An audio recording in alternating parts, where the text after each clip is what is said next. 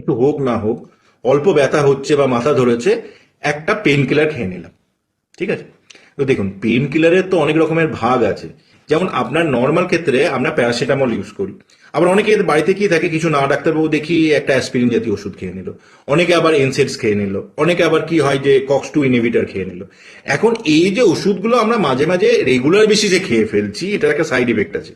প্রথম কথা হচ্ছে, যদি কারো হেপাটাইটিস বা কিছু থাকে সেক্ষেত্রে কিন্তু প্যারাসিটামল খেলে সাবধানে খেতে হবে। তারপর কারো যদি কিডনি প্রবলেম থাকে বা আরো মাল্টিপল গ্যাস্ট্রাইটিস থাকে, তা সেই ক্ষেত্রে কিন্তু কক্স ইনহিবিটর বা এনসেডস গুলো সাবধানে খাওয়া উচিত, কারণ সেগুলো এই ডিজিজটাকে অ্যাগ্রাভেট করতে পারে।